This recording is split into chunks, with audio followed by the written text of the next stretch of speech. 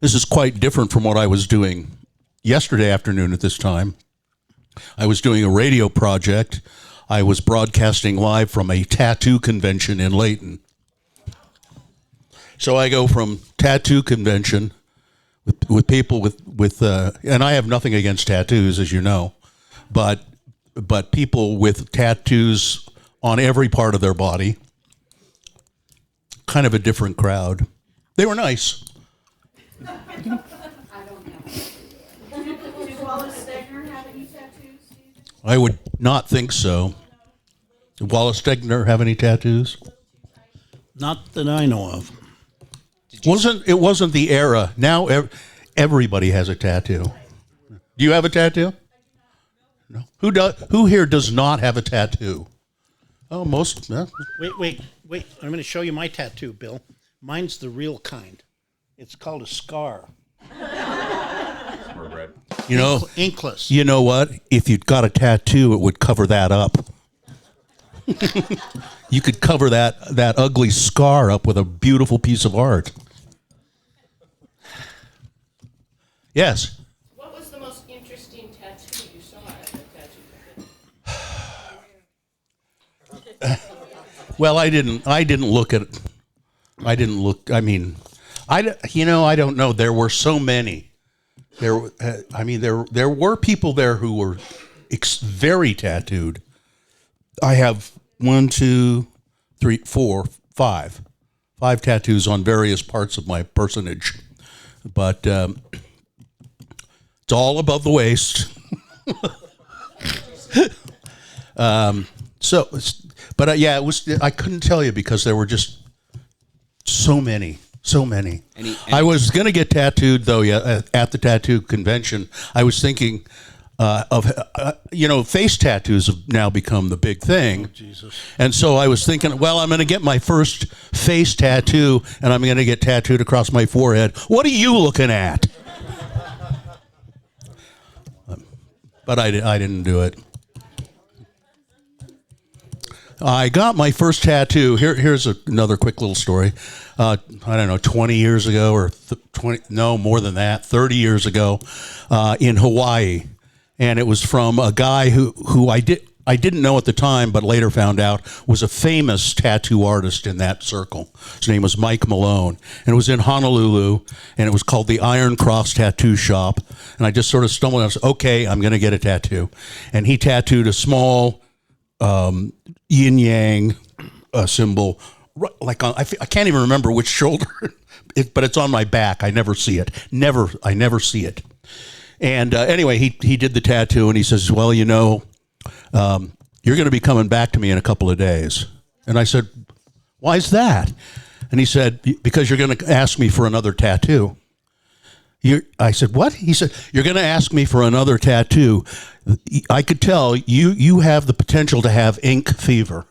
And I said, ink fever? He says, yeah, you just don't want to stop. You don't want to. I said, well, and he said, I will tell you no, I will not give you that tattoo.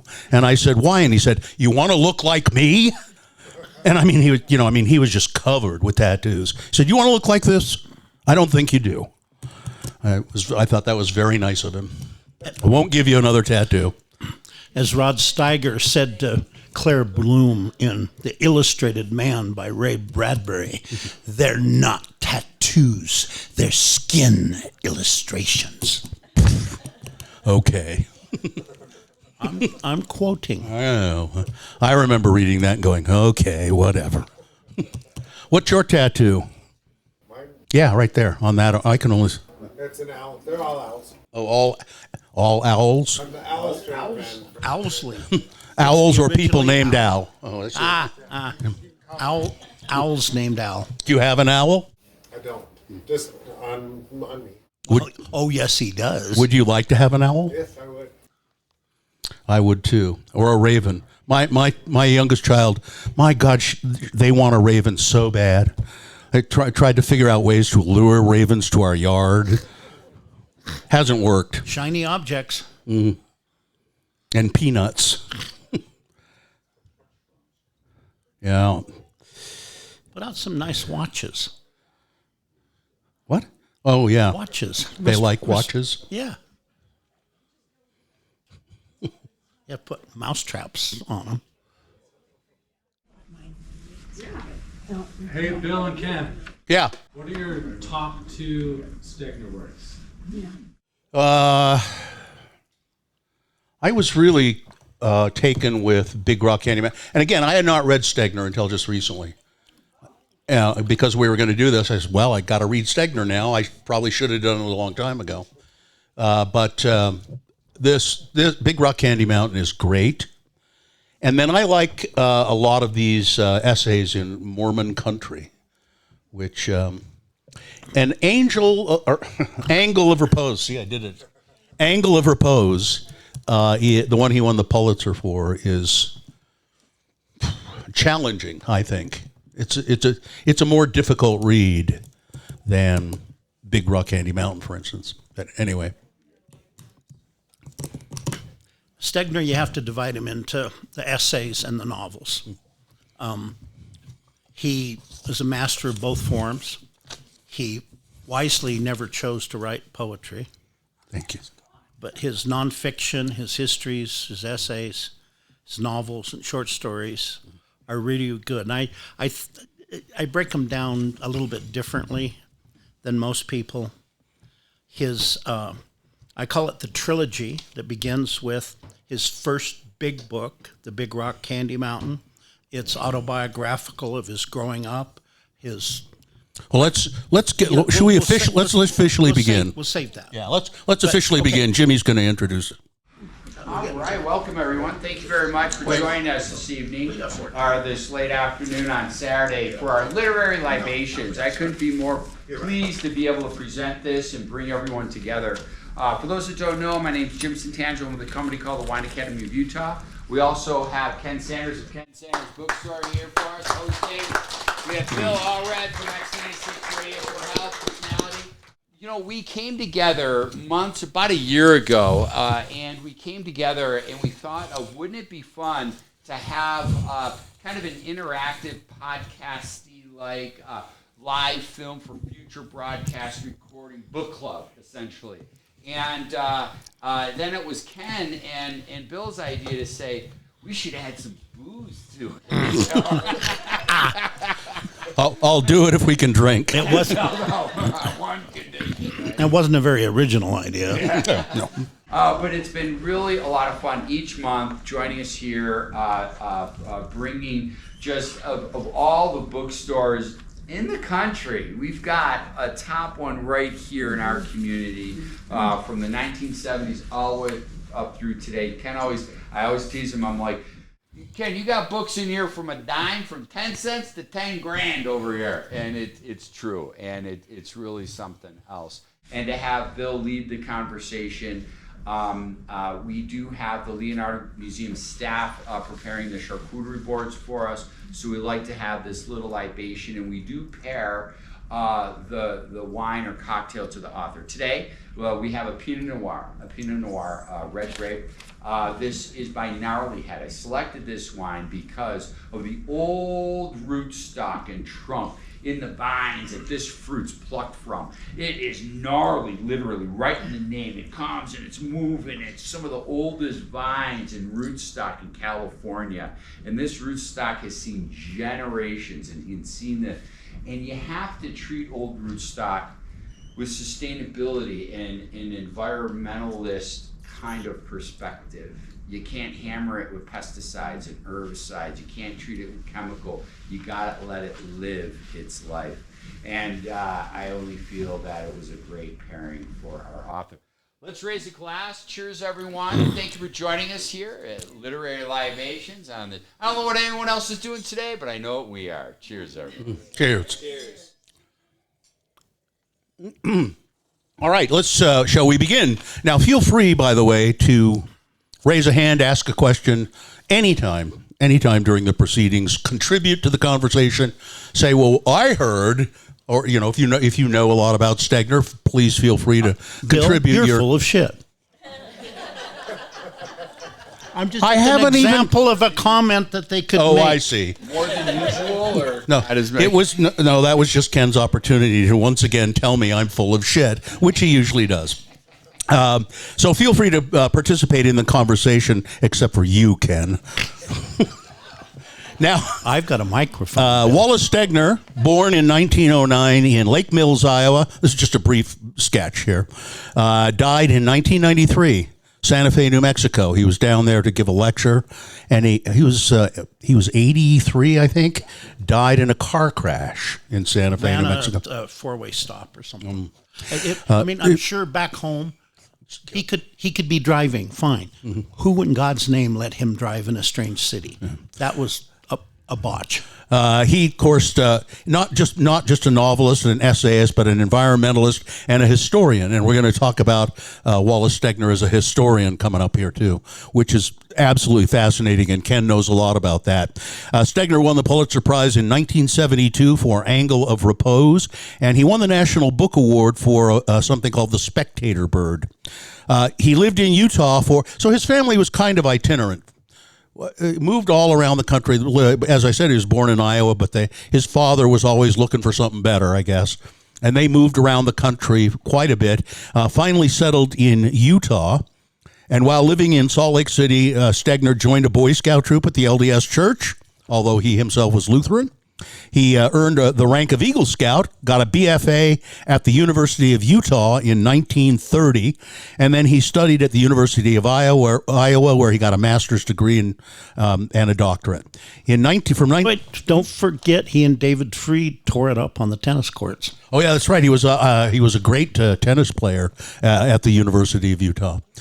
He returned to Salt Lake City in 1934 and taught at the University of Utah from 1934 to 37, but greater things beckoned him on, and he went on to teach at Harvard and at Stanford. I think he finished his career at Stanford, didn't he? He did. Yeah. And just as a side note, in 2016, this is kind of interesting to his lasting legacy. In 2016, the Wallace Stegner Academy Charter School was founded here in Salt Lake, and since has expanded and now operates multiple campuses along the Wasatch Front, including Salt Lake, West Valley, Kearns, and they're opening a new campus in Sunset, Utah, the Wallace Stegner Academy. So there's the brief bio of Wallace Stegner, and now I want to talk about the Stanford Writers' School. No, wait. Yeah, I want to go back first. Okay. So during he wasn't born here. He chose not to live here except for those years where really Utah imprinted on him like no other place. He formed friendships here. His older brother, whom he worshipped, died here. And his very first interests in history and geology were formed here. Mm-hmm. His very rare publication, a monograph on Clarence Edward Dutton, the famed geologist of the Powell expeditions, rare as hell. You published it as a monograph in 1929. Let's get to that when we talk about him as a historian. Okay, but this is before the Didn't he do that? Writer's School. Oh, that's right. He was teaching. He was still here at Utah. He was teaching at the University of Utah, and he wrote that Clarence Dutton. And that gave him the bug to go on to his later history books that we'll come back to. Mm-hmm. Yeah, that's right. I just wanted to get that in. Yeah, no, excellent. As a matter of fact, and Ken is exactly right, that Dutton essay really caught the eye of academics, and it really was the key to his success, really. Yeah, and one more thing about those early days, his two mentor professors at the University of Utah was the wild man novelist from Idaho, Vardis Fisher, and Ogden-hating native Bernard DeVoto, who left Ogden, went on for many years to write The Easy Chair for Harper's. Brilliant historian and essay, left a profound mark. Wallace Stegner was Benny's biggest champion, but even Wallace Stegner said, don't read Benny's fiction. Yeah. I'm from Ogden, and I grew up there, and nobody ever mentioned Bernard DeVoto. He was... I'd never heard of him until later in life, and then I thought, I think, we should celebrate Bernard DeVoto, even though he hated us. There's something to being really extremely disliked by somebody who's that famous. You know, if somebody famous hates you, that makes you kind of famous in a way, doesn't it? Reverse osmosis, Yeah. yes. So the Stegner then went on to teach at Stanford for some 40 years, I think. And he had the Along with another Ogden native, Richard Scowcroft, Scowcroft, yeah. founded. He and Scowcroft taught at Stanford, and they founded the Stanford Writers School, which, well, some of the writers to come out of that school, let's see, Wendell Berry. Wait, now. This is the class of 1960. Right. Go ahead. Wendell Berry, who we discussed last month. Well, we've done Wendell Berry. Sandra Day O'Connor. Edward Abbey. He dropped out. Simon Daneshvar, who I don't know. Andrew Glaze, who I don't know. These aren't all 1960. George Higgins. No, not all 1960. No. George Higgins, Thomas McGuane, Robert Stone, Ken Kesey, Gordon Lish, Ernest Gaines, and Larry McMurtry all studied with Stegner. In the famous 1960 iteration, it was Edward Abbey, Ken Kesey, Wendell Berry, Ed McClanahan, Robert Stone, Tilly Olson, and others in one class. Now that must have been difficult to wrangle. It's fascinating that so many of those people, almost all of them, went on to. Everyone I mentioned, Ed McClanahan, Wendell Berry's buddy, is probably the least well known, but he went on with Neil Cassidy and Ken Kesey to become one of the founding members. Neil Cassidy was the bus driver. Oh yeah, Merry Pranksters. Of the Merry Pranksters, and McClanahan was one of the founding. Yes, please. We want your comments and stuff. I know I've read this too, but do you have any background on how it was on Wallace Stegner to work with some of those writers that took off, like Ken Kesey and Way, less traditional, more? Well, Edward Abbey actually dropped out of the class.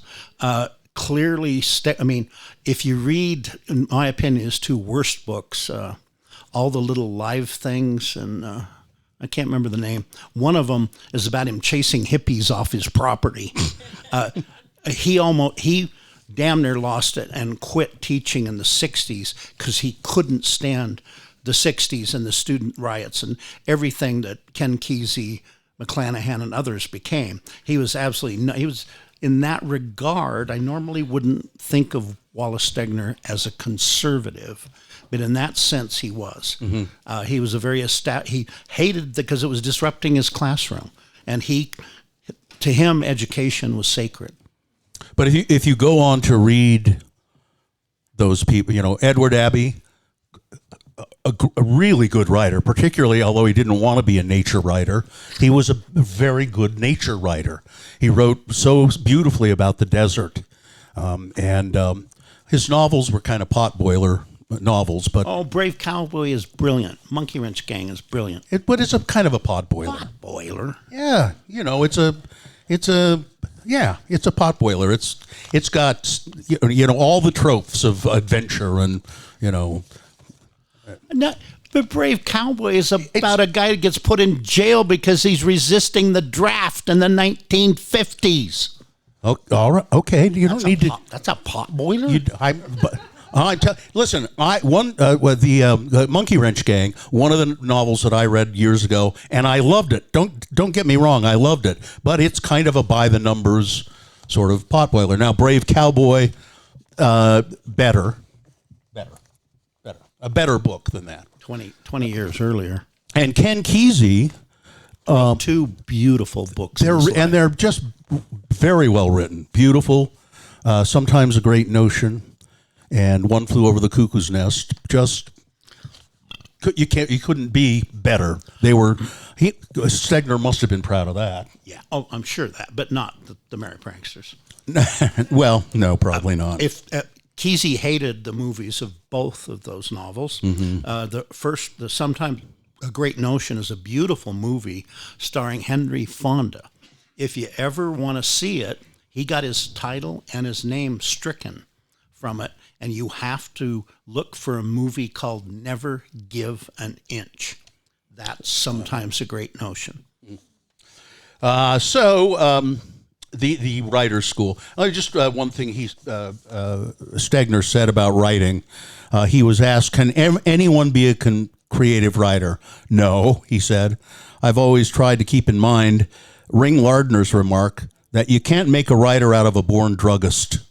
You can't make a sprinter out of a 250-pound hammer thrower, or a musician out of someone who's tone deaf.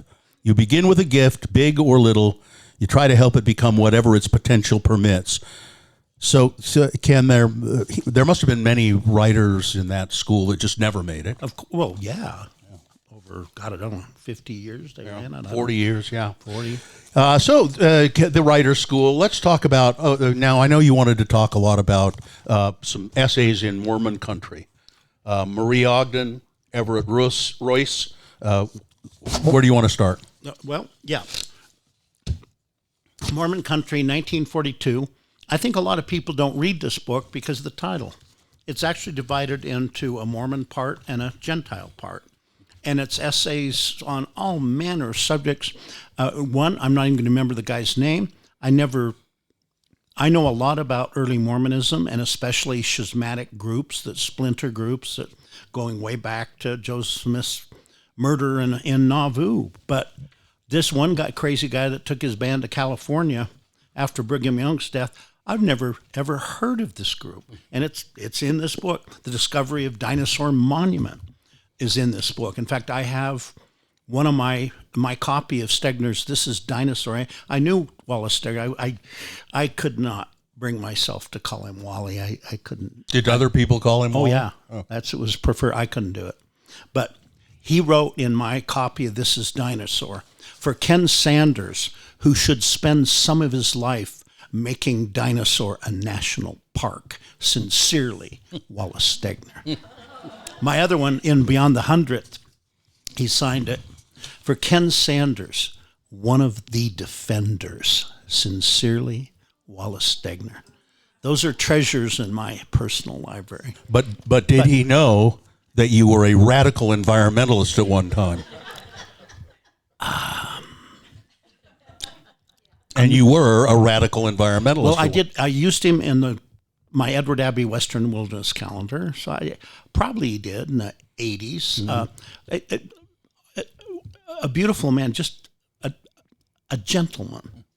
I'm not sure you and I would know what that would be like, Bill, but Wallace Stegner was a gentleman. Now, do I remember you Now, you met Stegner on a bunch of many occasions. We were not close buddies like Wendell Berry or Edward Abbey or Chuck Bowden or blah, blah, blah. Yeah. But we knew each other. Do I remember you telling me at one time you live in a house now that Wallace Stegner lived in? Do I remember that correctly? I believed that, but this book proves me wrong. Oh, really? I thought there was, now I don't remember the professor's name, but the story is he and Mary got married. They're broke as hell, got the job, came back to Salt Lake in the 30s. I live in an arts and crafts home up by the U, built in 1915. Really cool and house. The professor wasn't home. They were supposed to stay with them, and they didn't have any money. So Stegner broke into the house, and the newlyweds slept on the floor until the professor and his wife returned home. And for years, I mistakenly thought it was that house? My home, Bill. Oh, were you disappointed? Well, yes, I was. I mean, Bill, they were newlyweds. Imagine what they might have been. No, doing I don't want to. Into this broken-in house. No, I don't want on the floor. I don't want to know, Ken, please. We have a mixed company here. Comments like that are only at cigar smokers. So let's talk about Mormon country. Okay. I was particularly taken with the Everett Royce. Am I saying that right? Well, okay. The family officially pronounced it Ruis. Ruis. But I and everyone else calls him Everett Roos. Everett Roos. I knew his brother Waldo quite well. Explain who Everett Roos was. So does anybody know Everett Roos? Most of us should here. Who doesn't know who that is? So this young man in Southern California, just wild, his mother was Stella Roos, was a very wild-ass theatrical woman, and she raised both of her boys with free spirits. And as a teenager, he was romping up and down the Nevadas. He'd go to Robertson Jeffers' house and knock on the door. He talked his way into Maynard Dixon and Dorothea Lange's house, and Dorothea Lange even took him in for a year and raised him with her 2 boys, who were older than Everett. And he just had this lust for life, and he discovered the Colorado Plateau. He used to keep these intense journals, and he would write letters and draw drawings and woodblock prints and write. And yeah, he was a teenager at the time. A lot of it's over the top. It's theatrical. In November 11th, 1934, Escalante, Utah, he writes a letter home to Waldo. Dear Waldo, as to when I shall revisit civilization, it will not be soon. I think I have not yet tired of the wilderness. And it goes on. And I give my pledge to the wind. And he and his dog and his burros would just, till he was starved to death. And he was 20 years old when he wrote that letter. He was going off on this entrada for 6 months. Mom and Dad knew better than to try to contact him, but after in spring rolls around, no Everett, Stella went off the deep end trying to find her beloved son. What was interesting to me about his life, too, was that he was apparently a very entertaining and charming fellow.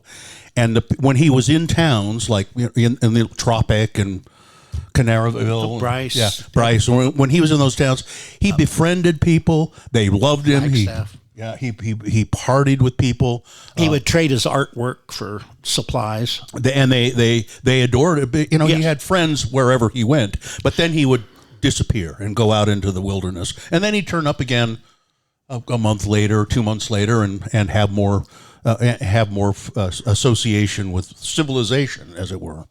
and it's just. The Roos family approached Randall Henderson, Desert Magazine, and throughout the 30s they would run these special issues of the magazine with his artwork, letters, and stories. Have you seen Everett Roos? And Stella, she never, ever, to her death, ever gave up on the fact that her boy was alive. He left a plan, or an outline. He said, now this time, I'm going out, and this is going to be a long one. I'll be gone for a long time. And he left the plan with some friends. He said, I'm going to do this enormous trip. It could be 2, 3, 4 months. And he kind of traced the route he was going to take. But he just never showed up again. And I was also amazed by the tremendous effort that was put out to try to find him. They found he would carve the word Nemo in the rocks. It was found with what was left of some of his goods in one of his burrows. It's kind of Latin for no one, or his copy back home of 20,000 Leagues Under the Sea had been read so many times it was falling apart. Captain Nemo. Ken Slight found one of the Nemo inscriptions down in Davis Gulch. Oh, yeah? Everyone falls in love with the story, and back then everyone would go on these chases. And then more modern times, the late Gibbs Smith publisher, in his Bud Rusho's book, Vagabond for Beauty, put all these theories out. He was murdered for what little goods. I mean, you're talking about the Depression in little towns like Escalante. Mm-hmm. As much as you say he was beloved, to this day, I would submit to you that Escalante, Utah is the meanest town on the Colorado Plateau. You think? And I've got some personal experience. Well, I go there a lot. I've always had an okay time. I've always been treated well. That stupid grocery store they have there is, I shouldn't say it that way. It's, although I'll tell you, one time I was in Escalante, Utah, and I wanted to, here it is, the sophisticated city boy in Escalante. I had some bourbon, and I had some sweet vermouth, and I wanted to make some Manhattans. We were staying in a cabin down there. And I said, I think I'd like to make Manhattans, but we need bitters. So I started going around the town of Escalante saying, do you have bitters? We have a lot of bitter hatred towards you. What? Do we have what? Nobody. I went to 4 stores. No English. Nobody had bitters. that many stores in Escalante. They didn't even know what bitters were. None of them. gosh. None of them. Weird. Funny So, because they had plenty of it. bitterness. I don't. It sounds to me like you have it out for Escalante. I've always had a good time there. Well, so did Everett. So anyhow, this resurgence from Gibbs. Now there's movies. There are all kinds of shit. And then this now deceased. Well, actually, the 3 people that wrote books about him, from Bud Rusho to Phil Fradkin, who also wrote a nice book about the Colorado River called A River No More, that preceded the other Colorado River book that I'm remembering. The one that's more famous. My memory's going. Anyhow, David Roberts. David, deceased. I know he's not supposed to speak ill of the dead. Lying piece of shit. He pretended Don't hold to back, discover Everett Roos for his own ill-gotten gain. To discover what? His body? Yeah, no, a skull in a cave, in a rock, on Combe Ridge. Now, I ain't no anthropologist or archaeologist, but apparently, if you know jack shit about anything, you can tell the difference between a European skull and a Native American skull. You don't have to be one of those. You don't have to have a degree. It's obvious. Second, I don't think I could tell the difference. we can make exceptions like you and David Roberts, Bill. Lying sack of shit. Yeah, and also, we've got the jawbone. I would submit to you there ain't no goddamn Navajo Indian anywhere in the Southwest that ever went to a white man dentist in the 1920s or 30s. Yeah, it wasn't their story. They did discover finally, after many years, another skeleton too somewhere, and they thought that might be but they proved there were dental records with that skeleton. And, so there are wild theories that he just decided he'd go to Europe, and that he's living there today. He could still be alive. Oh yeah, he was born in 1915. Yeah. So, but he just I think he probably got washed away in the Colorado River. That is absolutely. I mean, he would write, "I've been fooling around a lot lately with death, that old clown," and he would go up bulky stairways for hundreds of feet, and just what 20-year-old adolescent male isn't invincible? He climbed somewhere, he fell in a crack or in the river itself, got washed down in. Yeah, he could be. His skeleton whatever could still Trump's be in calling the Sea of Cortez these days. His skeleton could still be in just a crevice somewhere. But a remarkable guy. He used to work occasionally with archaeologists in the area, and they commented on how daring he was, because they'd be working up in these cliff dwellings and things like that, and he'd just scamper up there like it was nothing. And they were just like, yike. Let's talk about Marie Ogden now, Ken. What these two stories have in common is I learned both about Everett Roos and Marie Ogden long before. I don't know that Marie Ogden's ever become a household name. I had never heard of her until I read this. But Everett Roos. I'd heard of Edward Roos. I'd heard of Edward Roos, but this brought it into much more detail. And I get it now. So Marie was a wealthy heiress that came from, where did you say, Bill? New York, I think. New York. And God, the spirits, somebody told her she came to San Juan County, Utah. And if any of you have driven out to the Needles District of Canyonlands, Newspaper State Rock, about where Newspaper Rock is, if you pay care, there's no signs anymore, but there's more than one road that would go off to the south off that main road into Needles. And it used to have a little sign on it that said Home of Truth. There, Marie and her little acolyte band, she bought this land, and she built the outer, the middle, and the inner portal, because God told her that when the apocalypse came, this exact spot would be the only place in the universe saved. Mm-hmm. Do you want to add When was some this? This was Maria? in the early 1900s. No, 30s. 1930s. During the Depression. No. No, she was not. No. So she got some acolytes, and she'd keep getting trouble. And every once in a while, the San Juan County sheriffs come out because they keep hearing these wild stories, things that are going on out there. And a wealthy friend of hers, whose husband had donated all of their worldly goods to Marie. There's always a theme with these cultists. You got to give us all your money. That's important. You can't be a true believer if you don't. So he died, right? No, the wife died. The wife died. And so Marie decided to, It was Mrs. Pishak. Yeah, she got mummified on the kitchen table. It was so dry out there that she didn't rot. Marie said, I can bring this woman back to life, and she Exactly. will speak. And they started bathing her body every day in salt water. And they would feed her injections of eggs and milk. Put injections into the body of eggs and milk. Finally, the San Juan County sheriff got word of all of this, and he came out to the place, the place of truth, home of truth, Home of truth. and said, okay? We got to see what's going on here. Looked at said died of natural causes, and and then so he determined that there was no foul play in her death. The sheriff said, well, I guess you can just keep doing that. There's plenty of people around here who find mummified Indian bodies in kivas and things, and just take them home and keep them. So it's no big deal. No big deal. No big deal.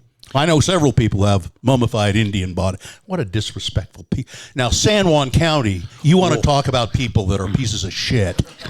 That's San Juan County. So Marie eventually wandered off. She lived to a ripe old age. Yeah, she lived. I don't remember what the age was, but finally, her followers deserted her. It all fell apart. She sold the home of truth, the land, and made enough money so that she could go into a rest home, an assisted living home, and she died in 1972. Quite a story, Marie Ogden. Right here in Mormon country. Yeah, I'd never read it. One last thought about Marie. So I'd say 1980s, the Salt Lake Tribune ran a cover story on the Colorado Plateau.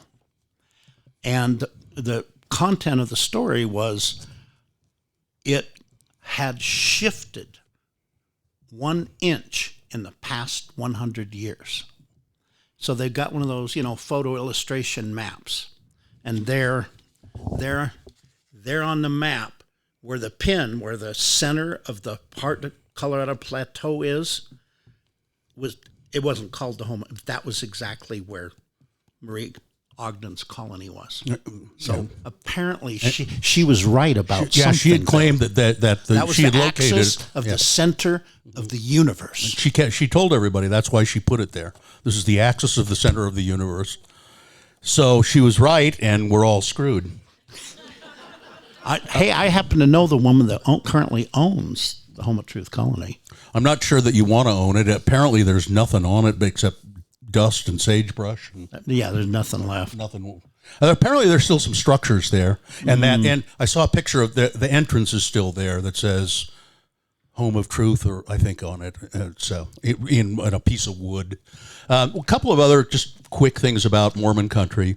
If you are not Mormon, the first essay in this book is just called "Meet Me at the Ward House," and it is just the most accurate bit of writing about small town Mormon life, but Mormon. I grew up in Ogden, which has always been a city, not a tiny town. Like this is in Heber, I think, or something. No, and whatever, some small little town, and it just meet me at the Ward House, and it's about kids going to Mutual and going to a dance and all of that, and it's just so accurate and so charming, and although the end of the essay is a little pedantic, because he goes from being that charming, and then he starts talking about how the Mormon Church is organized and how they value music and dancing and theater, because you can kind of keep the kids in line with all of that stuff and know where they are when they're doing that, and talks about the structure of the Mormon Church. So I recommend that essay, and then I just and in Mormon country, there's a great essay on the whole socialistic, communistic nature of early Mormonism, the story of Orderville, Utah. Yeah, that's a good one too. Yeah, it's and then Orderville. By the way, they really did live the communist style in Orderville, and failed miserably at it. And then you should read the essay about Bernard DeVoto, if nothing else. Wallace Stegner worshipped Benny. Yeah. Let's talk about. Are you ready for Big Rock yet? Oh, can I go back to Mormon country for this? Sure. Yeah. Because it's really one of my favorites. And when I came to Utah to go to college at Westminster in the 1970s, but I discovered Wallace Stegner. But when I have friends move into Utah, Mormon or non-Mormon, I recommend 3 books. And the first one is Mormon Country, because I just think that it just gives you the whole It gives you the whole colorful spectrum of the settlers, and without judgment. without judgment. Yeah, he's so even. Stegner was so even-handed. And then Children of God by Vardis Fisher. Oh, the Mormons hated that one though. Oh boy, howdy. Well, I'm sure they did, and I bet they didn't like No Man Knows My History. Well, no, they excommunicated Father. Yeah, Oh, but Brody. those are the 3 books that I recommend to people to read, so Good choices. they understand. Oh, thank you. Yeah, thank you. So people just don't understand some of the complexities of living here. I think there are 3 beautiful books that are very eye-opening. But Stegner still, and then was it Spectator Bird when he comes back? That's recapitulation. Oh, Recapitulation, I think it could be number 4. And what I want to say about Stegner in general, he is arguably the only Gentile, non-Mormon writer I can ever think of that, and he actually publicly said, I love and respect the Mormon people, but I want nothing to do with their religion, and get away with it. They loved him back. And name me, please, one other author. It's a very odd relationship. Very odd. Yeah. Considering, too, that he has a totally different relationship with the wilderness. Yes, we are. Yeah, we're going to get to that. We're going to cover that. Is that part 2, Bill? Yeah. Well, there's not a part 2. I know that. Say what? Loving the structural elements of the LDS church from afar, talking about Wallace, but wanting the wilderness to be free. It's a very strange thing to me. Well, You know, we are all pretty complex, complicated people. And as Ralph Waldo Emerson himself said, a foolish consistency is the hobgoblin of small minds. yeah, you can. I mean, you can love some. I mean, we've all known people that there are things we love about them, but then there's that one thing we can't stand, and then we get a divorce, Ken. Wouldn't Yeah. Isn't it also in Mormon country that he co-authored the scripts for the home family nights? For a family home evening. For a family home evening. they're vignettes into it. It's a beautiful book. Mm-hmm. It was written as part of. It was published in 1942, but it came out of the WPA and the government's attempts, the Works Project Administration, to put writers and artists back to work. And it's part of, they did the Rivers of America series. It was so brilliant. They did state guides and a few city guides, and they did trails, they did lakes, and they did regions of America. And Mormon Country is one of the region books. There were only 10 or 12 of those. You know, one other thing I'd say about that, when I said earlier that he's non-judgmental, but he doesn't shy away from writing about things that people will perceive as negative. You start reading about all of that organization that the church has, you think, Jesus, come on, you make your own judgments when you read that. Do you have a question back there? Oh, I just wanted to say one of my favorite chapters in there. I didn't know anything about the 3 Nephites. Oh yeah. Chapter in Mormon Country, and just to hear him tell those stories instead of the doctrine is pretty awesome. I keep wanting to do a radio promotion where Carrie, Bill, and Gina are the 3 Nephites, but I think people would not take it well. Upstairs, it's these elevator foyers.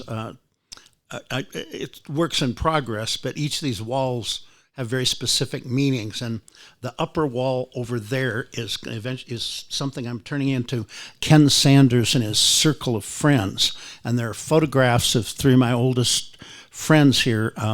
Trent Harris, Trent and I went to high school together, Scott Carrier, the brilliant journalist and radio man, and Alex Caldeiro, our living, breathing Synopsopher.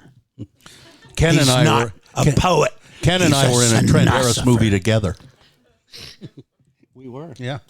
Ken, go ahead. So anyhow, I call the portraits of those 3 up there the 3 Nephites, and that caption is going to get put on them. It's not yet. You want to talk about, and this is where you shine, really shine, as a historian. Stegner is a historian. And do you want to read the Wilderness Letter first, or after you talk about him as a historian? I think we should both talk first. Okay. It began when he wrote that very first book of his, the Clarence Edward Dutton, a preliminary appraisal, while he was a graduate student at the University of Utah. Explain who Clarence Edward Dutton was. He was a geologist and scientist on the Powell overland expeditions. He didn't go down on the 2 river trips with the men. And he wrote 2 big, beautiful monographs. Powell, Hayden, Wheeler, and King, who Stegner, in his brilliant history Beyond the 100th Meridian, isn't just a history of John Wesley Powell and his accomplishments, but it's a history of all the explorations and surveys in post-Civil War America. And Powell obviously won against those other men, and he went on to found not only the United States Geological Survey, but the Bureau of American Ethnology. And Clarence Dutton was one of the leading men on that, and he published 2 great monographs that come with these monster folio-sized atlases. The first one is called The Geology of the High Plateaus of Utah, and the second is called The Tertiary History of the Grand Canyon. The first is simply the text, hundreds of illustrations. Which he did. Yes, many other people as well. William Henry Holmes did the bulk of them. Oh. And mostly maps, the first mapping ever of the Colorado Plateau, which goes all the way to Dinosaur down to the Grand Canyon. So the second one, Tertiary History of the Grand Canyon, in addition to, they do geographical maps, topographical maps, and geological maps. But what makes it a work of art is it has a dozen full-page paintings of the Grand Canyon by William Henry Holmes and a centerpiece painting of the Grand Canyon by Thomas Moran. It's a $10,000 book. Do you have a copy here? Well, I do, and I'd be happy to sell it to you. You do, really? Well, of course I do. I have them both. And apparently Dutton was, Stegner admired him because he was a brilliant archaeologist, but also a man of letters, a poet, and he illustrated a lot of stuff, and he was an artist as well. And I'd never really read about him until now. I'm anxious to look and read a couple of his things about the Grand Canyon, the archaeology of the Grand Canyon. But then he wrote, Stegner wrote the John Wesley Powell. Beyond the 100th Meridian. Talk about that, Ken. Well, it's much more than a biography of Powell. It's a biography, as I said, of Clarence King, of Ferdinand Hayden, Lordy, and Captain George Wheeler, all who were racing to Congress every year to get their expeditions funded from the 1860s into the 80s and 90s. And it was, there were a lot of cutthroat shit. John Wesley Powell was just, I haven't read this Stegner's, now I'll have to, but I have read, I forget the name of the one I read, but astonishing what he did. He only had one arm, damn it. Yeah. Lost his arm in the Civil War, I think. Yeah. Right? Oh, yeah. Mm-hmm. Yeah. Battle of Shiloh. And man, he had men who mutinied on that trip. We're not doing this anymore. We're not doing it. They climbed up out of the canyon and went. The Howland brothers and Seneca Dunn. My memory's starting to go.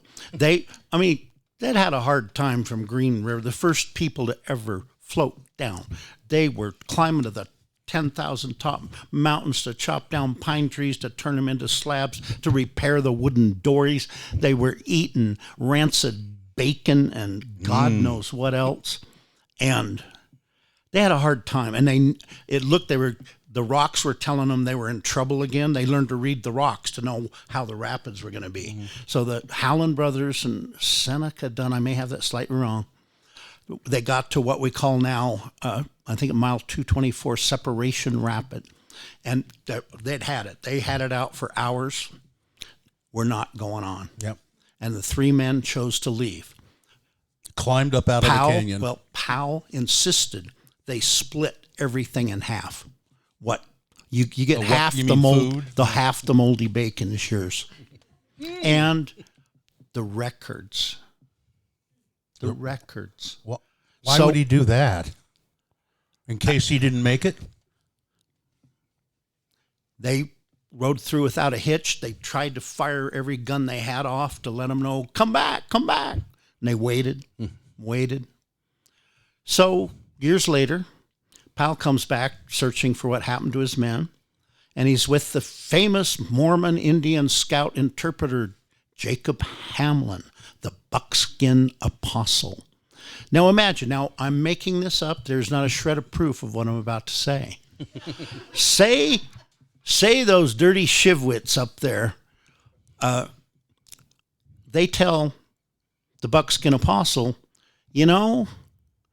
those Mormons, yeah, we saw them murder those men and take all their shit. And maybe the Indians did it, but either the Indians are telling the truth to Jacob Hamlin, and he's telling Powell something different, because Powell did speak Indian languages, but not that one. Or Hamlin is lying. The Indians are telling him the truth, and Hamlin's lying. We don't know. We're never going to know.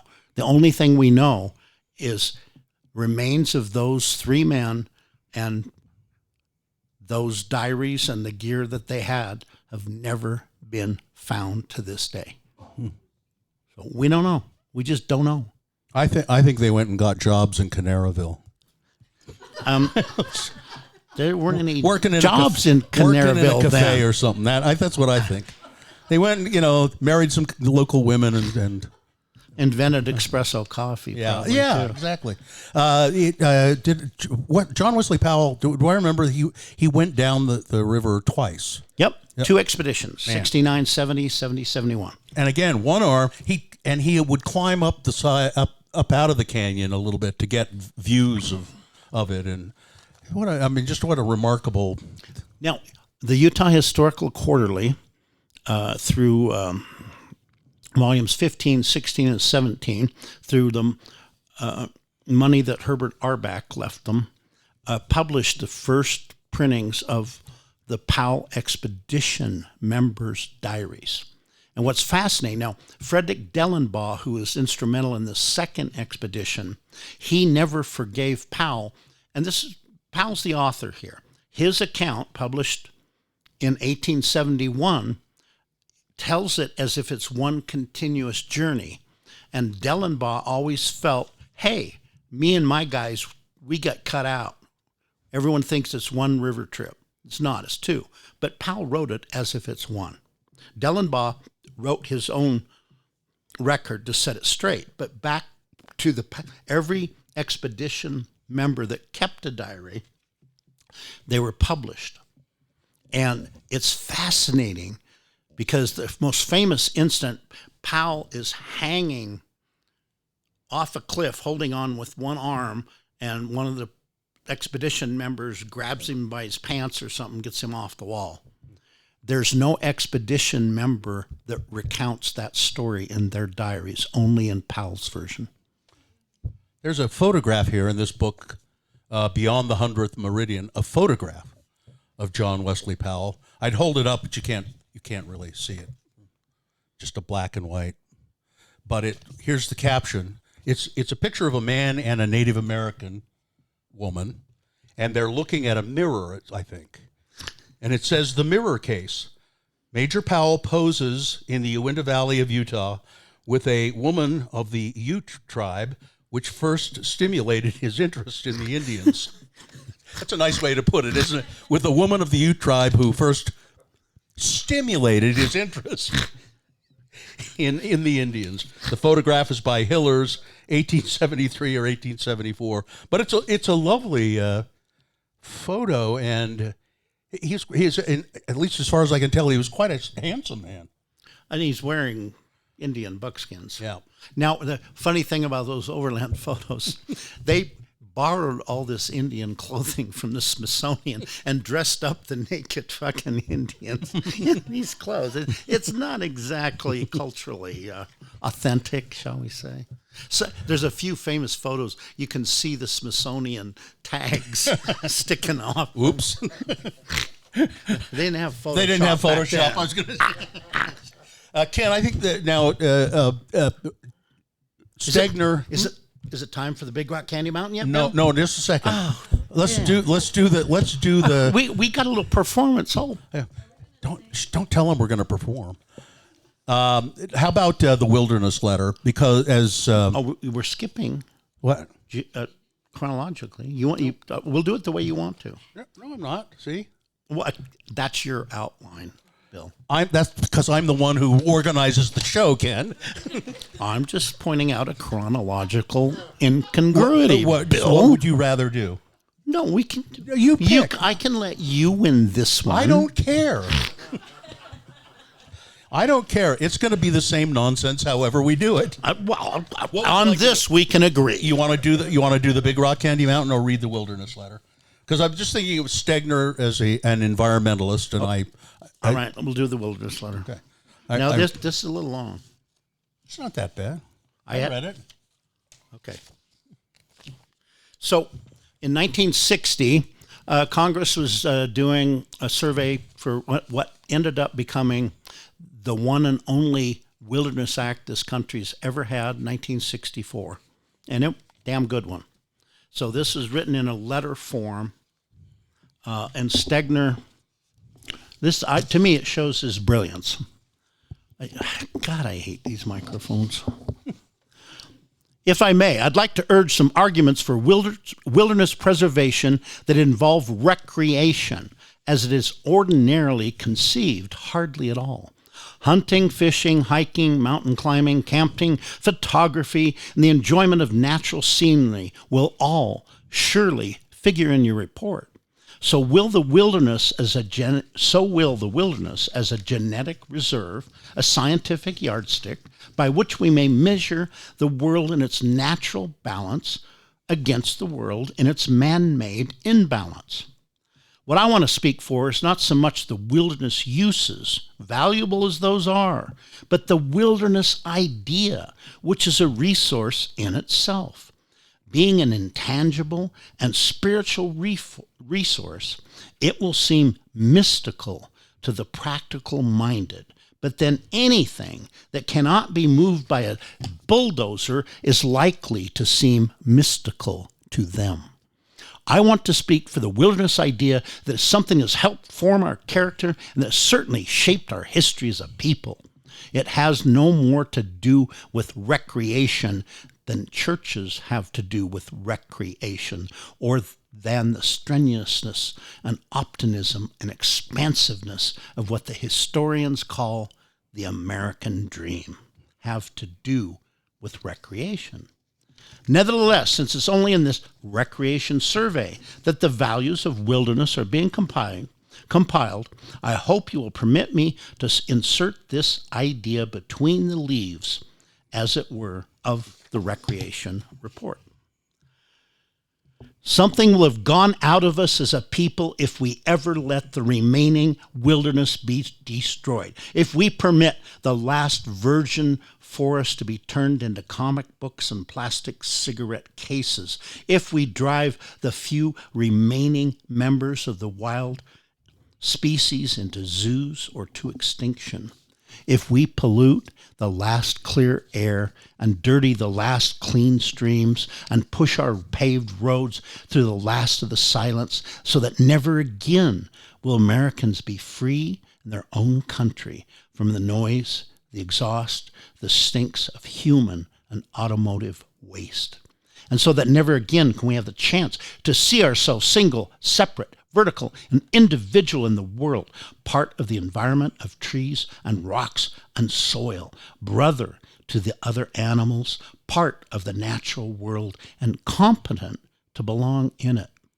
Without any remaining wilderness, we are committed wholly, without chance or even momentary reflection and rest, to a headlong drive into our technological termite life, the brave new world of a completely man-controlled environment.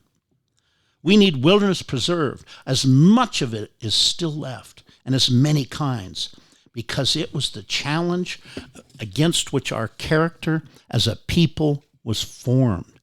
The reminder and reassurance that it is still there is good for our spiritual health, even if we never once in 10 years set foot in it.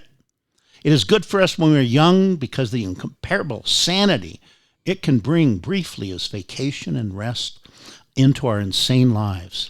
It is important to us when we're old simply because it is there. Important, that is, simply as an idea. We are a wild species, as Darwin pointed out. Nobody ever tamed or domesticated or scientifically bred us. But for at least 3 millennia, we have been engaged in a cumulative and ambitious race to modify and gain control of our environment, and in the process, we have come close to domesticating ourselves. Not many people are likely anymore to look upon what we call progress as an unmixed blessing. Just as surely as it has brought us increased comfort and more material goods, it has brought us spiritual losses, and it threatens now to become the Frankenstein that will destroy us. One means of sanity is to retain a hold on the natural world, to remain, insofar as we can, good animals. Americans still have that chance more than many peoples. For while we were demonstrating ourselves the most efficient and ruthless environmental busters in history, and slashing and burning and cutting our way through a wilderness continent, the wilderness was working on us. It remains in us as surely as Indian names remain on the land. If the abstract dream of human liberty and human dignity became, in America, something more than an abstract dream, mark it down, at least partially, to the fact that we were in subdued ways, subdued by what we conquered. The kinetic Yankees sending likely candidates from King Arthur's unjust kingdom to his man factory for rehabilitation was over-optimistic, as he later admitted. These things cannot be forced. They have to grow.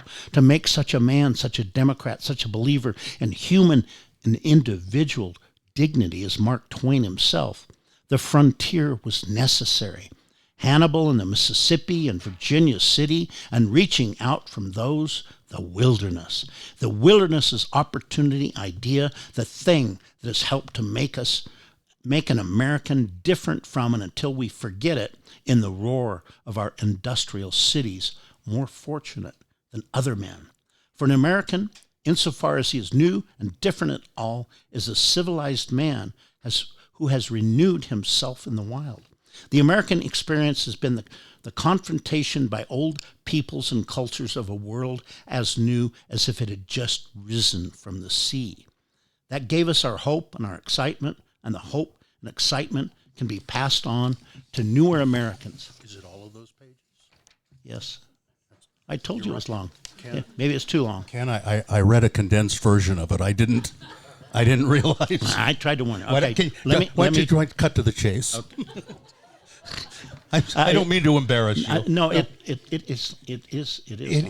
I read it, but I read look. a 3-paragraph Look. version of it. Look, I edited it. I see look. that. I see edited that. Yeah, it's all those pages though. It's It's because I have that double space and I blew it up large enough I can read it. but it's still long. There are 2 lines in there, and the version I read was like 2 paragraphs. So I didn't realize it was condensed. That was the best part. Here's the part, 2 best lines out of the version of what I read. The reminder and the reassurance that the wilderness is still there is good for our spiritual health, even if we never once in 10 years set foot in it. You said that 5 minutes ago. And also it is important to us when we are old, simply because it is there. Important, that is, surely as an idea. That's what I took from it. It is too long. It's way, you can't, jeez. Ken, I think he's going to tell you there's a commercial break. We're on radio time. Yeah, and I don't. No, instead of breaking for advertisements, we break for arguments. I just happened to look out at the audience, and there was one person with their head in their charcuterie board, face down in the charcuterie. You said it was long, and I thought, well, honestly, I read it earlier today, and it was about 3 paragraphs or something. So obviously, what I read was a condensed version of the letter. And I thought, well, no, that's not too long. You didn't see my raised eyebrow, did you? No, I didn't. Do you want to end with something that you think is very telling? How does the letter end? Part 2. Okay, yeah, I'll just... Yeah. Just do the end. But those who haven't the strength or youth to go into it and live can simply sit and look. They can look 200 miles clear into Colorado and looking down on the cliffs and canyons of the San Rafael Swell and the Robber's Roost. They can also look as deeply into themselves as anywhere I know. And if they can't even get to the places on the Aquarius Plateau where the present roads will carry them, they can simply contemplate the idea, take pleasure in the fact that such a timeless and uncontrolled part of the earth is still there. These are some of the things wilderness can do for us. This is the reason we need to put into effect for its preservation some other principle, that the principles of exploitation or usefulness or even recreation. We simply need that wild country available to us, even if we never do more than drive to its edge and look in, for it can be a means of reassuring ourselves of our sanity as creatures, a part of the geography of hope. Ladies and gentlemen, Ken Sanders. And the man that got him to shut up. No, it's a beautiful letter, and it was entered into the record at when they were doing the Wilderness Act. Instrumental in creating the 1964 Wilderness Act. Well, now we're going to talk about Big Rock Candy Mountain. Now it's time for something entirely different. Yes. And Big Rock Candy Mountain, and also Angle of Repose. And we thought before we did Big Rock Candy Mountain, Ken and I would perform for you the song Big Rock Candy Mountain. It was written in 1928 by Harry McClintock, also known as Haywire Mac. And he recorded it in 1928, and so the Big Rock Candy Mountain was familiar to Wallace Stegner and a lot of people at the time. Oh, yeah. It was big in the Depression. Yeah. Are you ready? Take it away, Bill.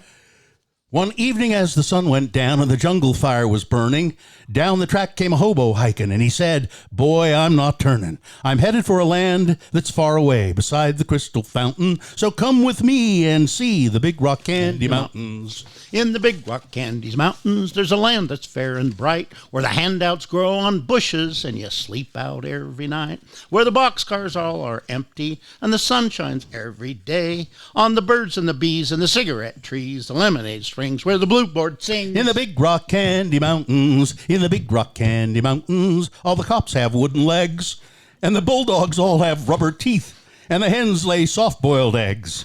The farmers' trees are full of fruit, and the barns are full of hay. Oh, I'm bound to go where there ain't no snow, where the rain don't fall, the wind don't blow, in the Big Rock Candy Mountains. In the Big Rock Candy Mountains, you never change your socks, and the little streams of alcohol come a-trickling down the rocks. The brakemen have to tip their hats, and the railroad bulls are blind. There's a lake of stew and of whiskey, too. You can paddle all around them in a big canoe in the Big Rock Candy Mountains. In the Big Rock Candy Mountains, the jails are made of tin, and you can walk right out again as soon as you are in.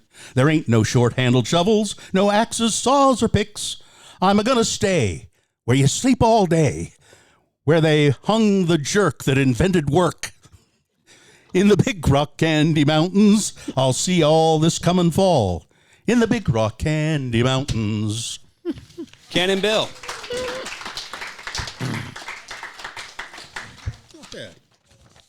People will pay good money to not hear me sing. Me too. I'm not known for my singing voice. Let's talk about Big Rock Candy Mountain, and we'll also talk about Angle of Repose and kind of what they are and how they are. And to me, they were very different. But Big Rock Candy Mountain is... and again, one of those books, I thought, I'm supposed to read that. I should read that, and never did until now. And I was blown away by it. This is Wallace Stegner's first big book. It's fiction, it's a novel, but it's completely autobiographical. His father, George Stegner, was always following some Big Rock County Mountain failed dream, pie in the sky, and drug Wally's big brother and himself and mom just all over the United States and Canada. A lot of it takes place up in Saskatchewan and Canada. During the Depression, George Stegner would run rum and liquor down into Montana to make money. Kind of autobiographical, isn't it? I mean, that's what happens in here. This is his life. Yeah. And this novel ends with them here in Salt Lake City, where Wally can't have his friends over after school because they always lived in and around Liberty Park. They're always moving around because he's running a speakeasy in the back of the house. And then Wallace tragically lost his big brother that he just worshipped.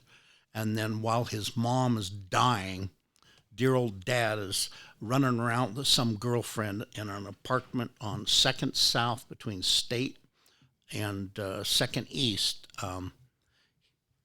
He either shot her or her lover dead and then went home to the family garage and hung himself. That was Wally's dad.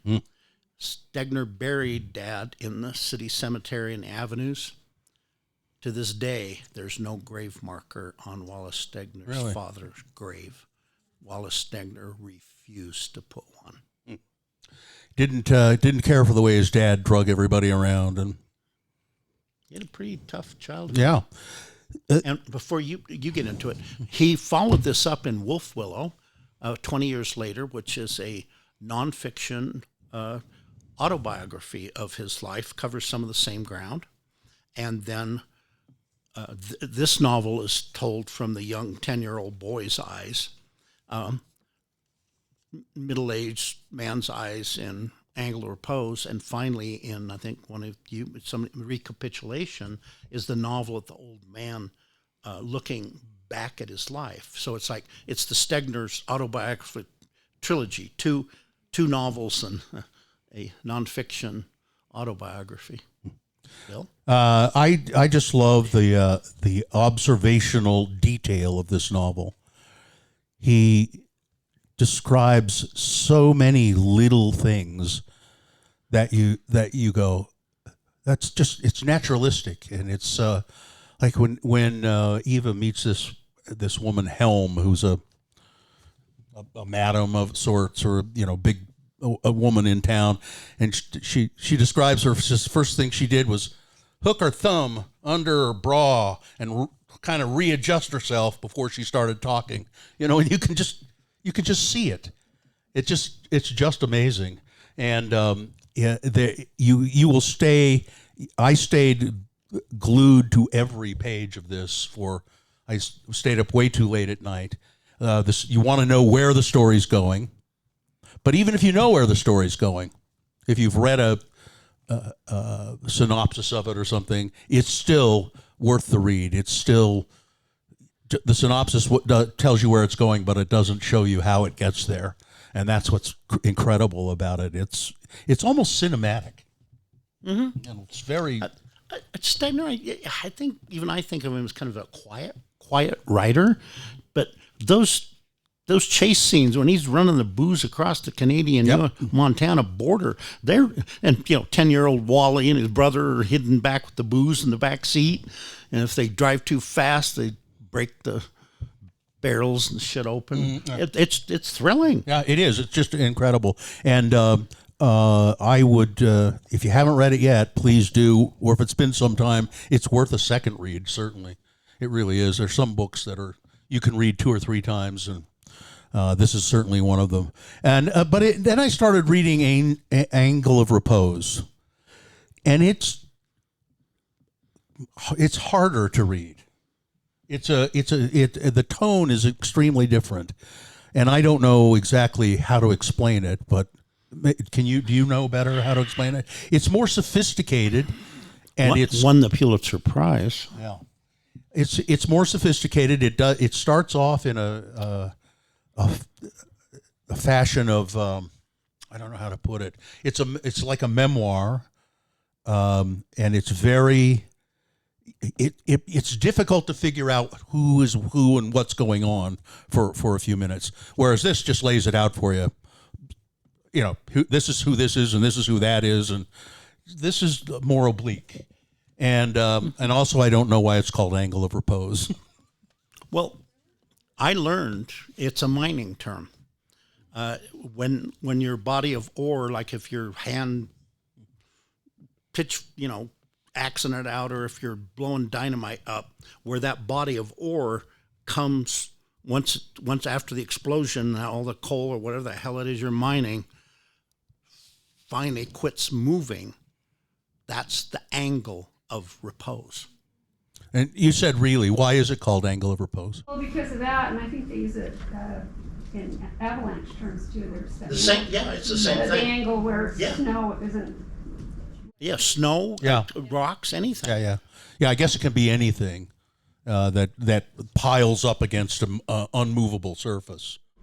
But it is a beautiful metaphor because you take something as massive as a rock slide or an avalanche, and the angle that it's where it quits. Mm-hmm. That's the angle of repose. That mass of stuff that. Yeah, I mean, Bill, you personally have an angle of repose. Yeah, it's right here. It's where this meets this. Wait a minute. I've got one of those. Yes, you do. I didn't want to point it out, but I didn't have to point it out. How many people have read Angle of Repose? Quite a few.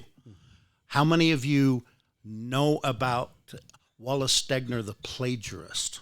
The controversy about it.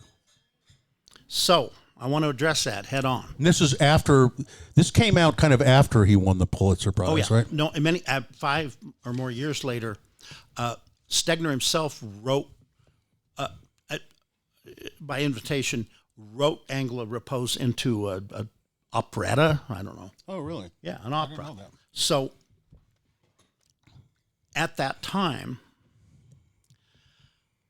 some Angle Repose is based on the journals, the diaries of a late Victorian, early 20th century writer named Mary Halleck Foote. When Stegner started working on his book, probably in the 1960s, he was in constant communication with the author's daughter, who gave him full permission to use them in any way he saw fit. Then years after the opera started it, now the new generation, the grandchildren of the author, the daughter gave him full permission. And they were thrilled to have an author like Stegner paying attention to their forgotten grandmother. Wasn't there a book published though after Angle of Repose? The family published it. I don't know about that, but they came. I don't actually know that. You may be right. I've never seen it or heard of it. But let me quit. This is a new weird little book on Wally Stegner, but it has a chapter in it called "The Tangle of Repose." Mary Ellen Williams Walsh on Angle of Repose. This is the granddaughter. Stegner stole everything. Well, I should have marked these. And I should say, in the 1980s, after this Angle of Repose was published, he wrote one more big novel, Crossing to Safety, before he died in 93. In the New York Times, in their literary supplement magazine, did a gigantic cover called New Writers of the Purple Sage, like a la Zane Grey's Writers of the Purple Sage. And a photograph that big of Stegner in the New York Times, and typed this big, the caption said, William Stegner. Oh, jeez.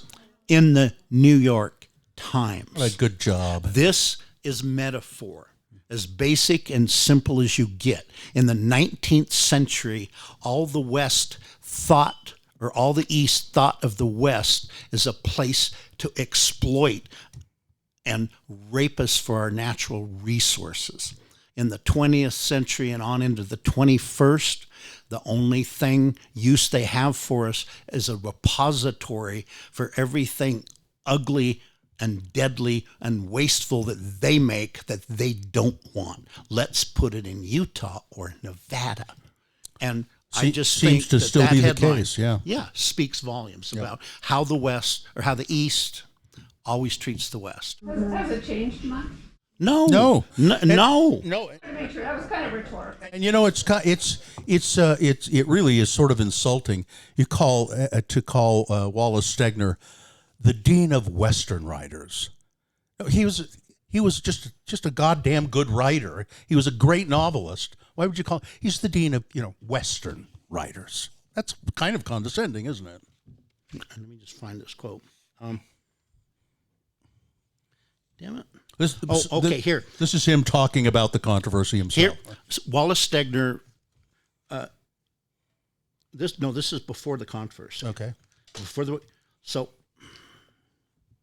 Stegner writing to the daughter. Of course, it would not be a biography, and it would have to depart when necessary, which might be often. He hadn't even written it yet. From both facts of their careers and the facts of their characters. Michelou.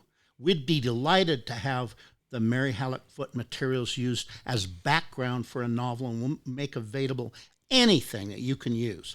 After working for 2 years and having produced 500 manuscript pages, Stegner resumed his correspondence with, Michelou. I don't know if I'm pronouncing it right. Stegner, as I warned you, the process of making a novel from real people has led me to bend them where I had to, and you may not recognize your ancestors when I get through with them. He adds that I have availed myself of your invitation to use the letters and reminiscences as I pleased. So there are passages in my novel, Stolen Outright. Michelou, he offers to send her a draft manuscript. Michelou, I'm glad you haven't abandoned the idea of the book, and I appreciate your thoughtfulness on consulting us again now that the reminiscences are to be published. I see no need for you to change or modify anything. She politely declined Stegner's offer of a copy of his draft. I'd just as soon wait until it's in print and easier to read. That should put that to rest.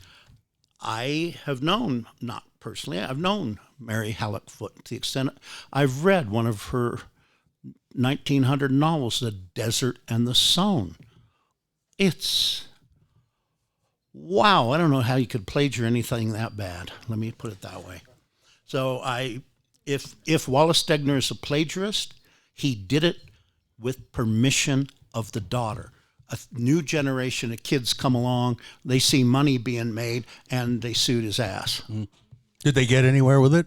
That he didn't say. I don't think so. I don't believe so. Any questions, comments, or observations? Because we're just about done. Questions, comments, or concerns? Concerns. What are we doing next time? And when are we doing? I don't even. Excellent question. Very good question. I don't know. Natalie's not here. Natalie isn't here today. She's at Kilby Court. She's at Kilby Court. Yeah. Along with half the city. Along with half the I'm city. not. Yeah. No, it's not her day off. It's in, And she's fired. no. It's in June, and I guess it's Terry Tempest Williams. Which will be I believe you're the correct. first living author we've ever done. I've known Terry for a very, We prefer very long him time. dead. What Terry usually says when she introduces me, people, although I rarely see her anymore, is, I've known Ken longer than my husband Brooke. Is it really going to be on June 7th? We had to do it early because of, Yeah, I'm in Scotland. he's gone. Back half Jimmy's of like- the month. he's gallivanting away. I have to take 14 people to Scotland for 9 days. I'm a tour guide. I know. I do it for the people. I do it for the people. What will you be drinking? Yeah. A little bit of a wee dram of whiskey, I think, is, yeah. Thank you all for coming. We really do appreciate it. We love doing these things for you, and I hope you did. Did you enjoy it? Is it? Yeah. Yeah. What do you think? I just want to end with, this is probably my favorite line in literature, and it really did hook me into Wallace Stegner, but it's the first sentence of Crossing to Safety, which we didn't talk about. No, we can't talk. Yeah, he wrote a lot of books. Yeah, I know you wrote too many books to talk about in an hour and a half. Oh, thank you. I didn't say too many. Well, for an hour and a half. I just... Oh, the mic. Thank you. Oh, I'm not used to this. I'm not, but I'll do my best. Because I don't have a radio voice like you do. Floating upward through a confusion of dreams and memory, curving like a trout through the rings of previous risings, I surface. My eyes open. I am awake. Very nice. Very nice. Thank you. That was very nice. Thank you all. Feel free to. You don't have to leave. You can hang out. Yeah. Thank you so much. We have You most know, of the books for sale. we wouldn't be able to do this without each and every one of you, because without each and every one of you, this is just way too much wine and charcuterie for the three of us. Or is it? I don't know. I think maybe I don't not. know. I think maybe I'm not. involved. But yeah. Thank you, everybody. Thank you so much. I appreciate Thank it. you. Did you want to say something? When will this be available, Dawson? This will be available in about 2 weeks. Saturday. I try to post it on the same time we're here. So. And when you say posted, is that YouTube and your YouTube, anywhere that you can get. What will it be under? podcasts. What will it be under? Literary Libations, but it will be under the Let's Go Eat and Drink show through YouTube or through any podcast medium. So Very nice. Yeah, we're on TikTok, as you said, Instagram, Facebook. Oh yeah. That's the most I Okay. can do. Thank you. Thank you. Thanks everybody. Good night. Have a great night. Thank you very much. Good luck with finding your car, Bill. Thank you. Literary Libations is a presentation of the Let's Go Eat and Drink Show in association with the Wine Academy of Utah, Ken Sanders Rare Books, and the Leonardo Museum at Library Square in Salt Lake City. For more information on the Wine Academy of Utah, it's wineacademyofutah.com. Discover exhibits and programs offered by the Leonardo at theleonardo.org.